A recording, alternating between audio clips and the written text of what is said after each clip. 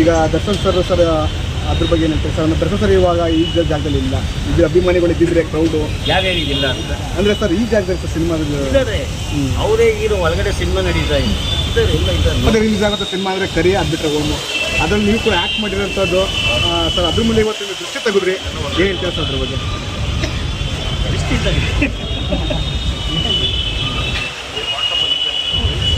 ತುಂಬ ದಿನಗಳ ರಿಲೀಸ್ ಆಗಿದೆ, ತುಂಬ ಖುಷಿ ಆಯಿತು. 21 ವರ್ಷದ ಹಿಂದೆ ಸೇಮ್ ಹಂಗೆ ಕಪಾಲಿ ಥಿಯೇಟರ್ ಇದ್ವಿ ನಾವು. ಇವಾಗ ಪ್ರಸನ್ನ ಸೇಮ್ ಆ ಸತಿ ಕರಿಯ ಹೆಂಗೆ ನಾವು ಒಂದು 20 ವರ್ಷ ಹಿಂದೆ ಹೋಗ್ಬಿಟ್ಟು ಜ್ಞಾಪನ ನನಗೆ ಬೆಳಗ್ಗೆಯಿಂದ ನನಗೆ ತಡ್ಕೊಳಕ್ಕಾಗ್ತಾಯಿಲ್ಲ, ಆನಂದ ಆಗ್ತಾಯಿದೆ. ಏನಪ್ಪ ಇದು ದಾನ ಧರ್ಮ ಅಂತ ಬಂದಾಗ ದರ್ಶನಣ್ಣ ಏನಾದರೂ ನಮ್ಮ ದೇವರು ನಮಗೆ ಒಳ್ಳೆ ಕೆಲಸಗಳು ಮಾಡಿ ಅಂತ ಹೇಳಿದ್ದಾರೆ.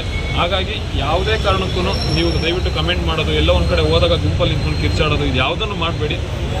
ಅದು ನಿಜವಾಗ್ಲೂ ನಮ್ಗಳ ಕೆಲಸ ಅಲ್ಲ. ಇವಾಗ ನಮ್ಮ ಏನೇ ಇದ್ರೂ, ನಮ್ಮ ಬೇಡಿಕೆ ಏನೇ ಇದ್ರೂ ಯಾರೋ ಒಬ್ಬರ ಹತ್ರ ಹೋಗಿ ಕಿರ್ಚಾಡೋದಕ್ಕಿಂತ ಅಥವಾ ಎಲ್ಲೋ ಒಂದು ಕಮೆಂಟ್ ಮಾಡೋದಕ್ಕಿಂತ ಅದೇ ಕಮೆಂಟ್ನ ಮನಸ್ಫೂರ್ತಿಯಾಗಿ ಮನಸ್ಸಲ್ಲಿ ಇಟ್ಕೊಂಡು ದೇವ್ರ ಹತ್ರ ಕೇಳ್ಕೊಳ್ಳಿ.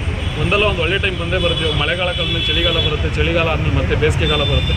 ಸೊ ಹಂಗಾಗಿ ಕೆಟ್ಟ ದಿನಗಳು ಕಳೆದಾದ್ಮೇಲೆ ಒಳ್ಳೆ ದಿನಗಳು ಬಂದೇ ಬರುತ್ತೆ. ಯಾವುದೇ ಕಾರಣಕ್ಕೂ ಇಲ್ಲಿ ಮೀಡಿಯಾದವ್ರು ಇರ್ಬೋದು ಅಥವಾ ಪೊಲೀಸ್ನವ್ರು ಇರ್ಬೋದು, ಪ್ರತಿಯೊಬ್ಬರು ಅವ್ರವ್ರ ಕೆಲಸ ಇವಾಗ ನಾವು ಹೆಂಗೆ ದರ್ಶನ್ ಸರ್ನ ಪ್ರೀತಿಸೋಂಥ ಕೆಲಸ ಮಾಡ್ತಾ ಇದೀವೋ, ಸೊ ಅವ್ರವ್ರ ಕರ್ತವ್ಯ ಅವ್ರು ಮಾಡ್ತಾ ಇದ್ದಾರೆ. ಅದರಲ್ಲಿ ಕೆಲವೊಂದು ನೆಗೆಟಿವ್ ಆಗಿ ಅದು ನಮ್ಮ ಮನಸ್ಸಲ್ಲಿ ಇಟ್ಕೊಳ್ಳದೆ ಅವ್ರ ಕೆಲಸ ಅವ್ರು ಮಾಡೋಕ್ಕೆ ಬಿಟ್ಬಿಡಿ. ದೇವ್ರು ಇದ್ದಾನೆ ಮೇಲ್ಗಡೆ, ಆ ದೇವರು ನಮ್ಮ ದೇವ್ರು, ನಾವು ದೇವರು ಅಂತ ಇವ್ರನ್ನ ಪೂಜೆ ಮಾಡ್ತಾ ಇದೀವಿ.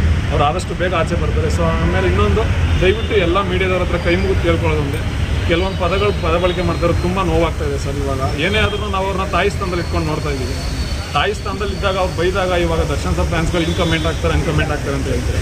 ಸೊ ನೀವು ಯೋಚನೆ ಮಾಡಿ, ನೀವೇನಾದರೂ ಅವ್ರನ್ನ ಪ್ರೀತಿಸೋವಂಥದ್ದಾಗಿದ್ದು ನೀವು ಅವ್ರನ್ನ ತಾಯಿ ಸ್ಥಾನದಲ್ಲಿ ನೋಡ್ತಾ ಇದ್ದು ನಾವು ಅವ್ರಿಗೆ ಬೈದಿದ್ರೆ, ಪ್ರತಿಯೊಬ್ಬ ನಟನ ಫ್ಯಾನ್ಸನ್ನು ಅವ್ರವ್ರನ್ನ ತುಂಬ ದೊಡ್ಡ ಸ್ಥಾನದಲ್ಲಿ ದೇವ್ರ ರೂಪದಲ್ಲೇ ನೋಡ್ತಾರೆ. ಸೊ ಅದರಿಂದಾಗಿ ದಯವಿಟ್ಟು ಯಾರನ್ನು ಕೆಲವು ಅಟ್ಲೀಸ್ಟ್ ನೀವೇನಾದರೂ ಮಾಡ್ತಾ ಇದ್ದೀರಾ ಸರ್, ನಮಗೇನೂ ಬೇಜಾರಿಲ್ಲ. ಯಾಕಂದರೆ ಜನಗಳಿಗೆ ತಲುಪಿಸೋವಂಥ ಕೆಲಸ ನೀವೇ ಮಾಡಬೇಕು. ಪ್ರತಿಯೊಂದು ಒಳ್ಳೇದಿರಲಿ ಕೆಟ್ಟದಿರಲಿ ಏನೇ ಇದ್ರೂ ತಲುಪಿಸೋವಂಥ ಕೆಲಸ ಮಾಡ್ತೀರಾ. ಅದರಲ್ಲಿ ದಯವಿಟ್ಟು ಒಂಚೂರು ಪದ ಬಳಕೆ ಒಂದು ಬದಲಾಯಿಸ್ಕೊಳ್ಳಿ ಅಂತ ಈ ಮೂಲಕ ಕೇಳ್ಕೊಳ್ತೀನಿ. ಅದು ಕೇಳಿದ್ದೇ ತಪ್ಪು ಅಂತ ಕೆಲಸ ನಿಮ್ಗೆ ಏನಾದರೂ ಅನಿಸಿದ್ರೆ ದಯವಿಟ್ಟು ಕ್ಷಮೆ ಇರಲಿ. ಮತ್ತು ಇನ್ನೊಂದು ಏನಂದರೆ, ನಮಗೆ ಬೇಕಾಗಿರೋದು ಅದೇ ಸರ್. ಒಬ್ಬ ಮನುಷ್ಯ ಅಂದರೆ ಇಷ್ಟು ಜನಗಳನ್ನ ಸಂಪಾದನೆ ಮಾಡಿದ್ದಾರೆ ಅಂದರೆ ಅವ್ರೊಂದು ರೆಸ್ಪೆಕ್ಟ್ ಇರಲಿ ಅಂತ ಅಷ್ಟೇ ಕೇಳ್ಕೊಳ್ಳೋದು. ತಪ್ಪು ಸರಿ ಏನೇ ಮಾಡಿದ್ರು ಇವತ್ತು ಪೊಲೀಸ್ನವ್ರು ಅವ್ರ ಕರ್ತವ್ಯ ನೀಟಾಗಿ ಮಾಡ್ತಾ ಇದ್ದಾರೆ. ಆಮೇಲೆ ನನಗೆ ಇನ್ನೊಂದು ಬೇಜಾರಾಗಿದ್ದು ಅಂದರೆ ಸರ್, ಮೀಡಿಯಾದಲ್ಲಿ ಪೊಲೀಸ್ನವ್ರು ಏನು ಮಾಡ್ತಾ ಇದ್ದಾರೆ ಹಾಗೆ ಸರ್. ಇವತ್ತು ಹೇಳಬೇಕು ಅಂದರೆ ಆರ್ಮಿಯವ್ರು ಬಿಟ್ಟರೆ ಹೆಂಡತಿ ಮಕ್ಕಳು 12 ಗಂಟೆ ರಾತ್ರಿಯಲ್ಲಿ ಹೆಂಡತಿ ಮಕ್ಕಳನ್ನ ಬಿಟ್ಟು ಆಚೆ ಬರೋದು, ಎಲ್ಲೋ ಯಾವನೊಬ್ಬ ಗಲಾಟೆ ಮಾಡ್ಕೊಂಡು ಅಂದ್ರೂ, ಯಾವನೊಬ್ಬ ಮಲ್ಡ್ರಾಗಿ ಮಲ್ಗವನೆ ಅಂದ್ರೂ, ಅಥವಾ ಇನ್ನೊಂದು ಯಾವುದೇ ವಿಚಾರಗಳಾದ್ರೂ ಇವತ್ತು ಇಲ್ಲಿ ಎಲ್ಲ ಮೀಡಿಯಾದವ್ರು ಬಂದಿದ್ದಾರೆ, ಎಲ್ಲ ಜನಗಳಿದ್ದಾರೆ. ನಿಮ್ಗಳ ಪ್ರೊಡಕ್ಷನ್ಗೂ ಸಮೇತ ಬಂದಿರೋದು ಒಬ್ಬರು ಪೊಲೀಸ್ ಅವರೇನೆ.